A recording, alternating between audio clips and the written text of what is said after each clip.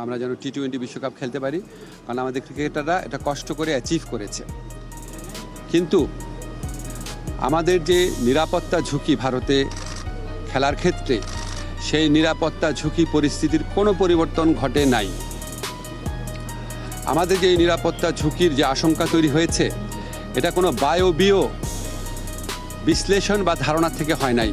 এটা একটা সত্যিকারের ঘটনার থেকে হয়েছে, যেখানে আমাদের দেশের একজন সেরা প্লেয়ারকে উগ্রবাদীদের কাছে মাথা নত করে ভারতীয় ক্রিকেট বোর্ড তাকে ভারত থেকে বের করে দিয়েছে, সোজা কথা বের করে দিতে বলেছে। তো এখন আইসিসি যে টুর্নামেন্টটা তো ভারতেই হবে। আইসিসি আমাদেরকে যতই বলুক নিরাপত্তা আশঙ্কা নেই, আইসিসি নামে তো আলাদা কোনো দেশ নাই। যেই দেশে আমার একটা প্লেয়ার নিরাপত্তা পায় নাই, এবং যেই দেশে ভারতীয় ক্রিকেট বোর্ড সরকারের একটা এক্সটেন্ডেড পার্ট, তারাই আমার প্লেয়ারকে উগ্রবাদীদের চাপে নিরাপত্তা দিতে ব্যর্থ বা অনীহ হয়েছে, সেই দেশেই খেলা হচ্ছে। সেই দেশের পুলিশ, সেই দেশের সিকিউরিটি এজেন্সিরই দায়িত্ব হবে ক্রিকেটারদেরকে নিরাপত্তা দেওয়া। তো আমরা তাহলে ওই ঘটনার পরে কি এমন চেঞ্জ হয়েছে ভারতের, যে আমরা ভাবতে পারবো যে ভারতে আবার কোনো উগ্রবাদী আস্ফালন হবে না, এবং ভারত আমাদেরকে মুস্তাফিজকে নিরাপত্তা দিতে পারে নাই। তো কি হয়েছে, আমাদের ক্রিকেটারদের, আমাদের সাংবাদিকদের, আমাদের দর্শকদের সবাইকে নিরাপত্তা দিতে পারবে? এটা আমরা কিসের থেকে কনভিন্সড হব?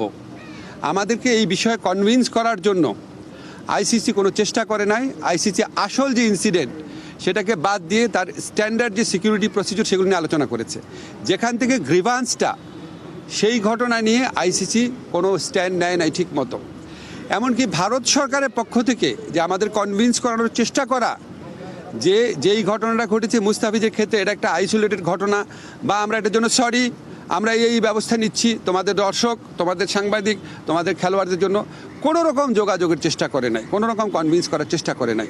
ফলে আমাদের ডিসিশন পরিবর্তন হওয়ার কোনো রকম স্কোপ নাই। আমরা এখনও আশা করব, আমরা মনে করি আমরা আইসিসি থেকে সুবিচার পাই নাই, আমরা এখনও আশা করব আইসিসি সুবিচার করবে। আমাদের যে বিশ্বকাপ খেলার যে অধিকার, যেটা শ্রীলঙ্কাতে আমাদের খেলার সুযোগ রয়েছে, এরকম বহু নজির পৃথিবীতে আছে যে অন্য একটা ভেন্যুতে সিকিউরিটি রিস্কের কারণে খেলা হচ্ছে। আমাদের এখানে জেনুইন সিকিউরিটি রিস্ক আছে। আমরা এখনও আশা ছাড়ি নাই। আমরা আশা করব আইসিসি আমাদের জেনুইন সিকিউরিটি রিস্কটা সুবিবেচনার সাথে নিয়ে আমাদেরকে শ্রীলঙ্কা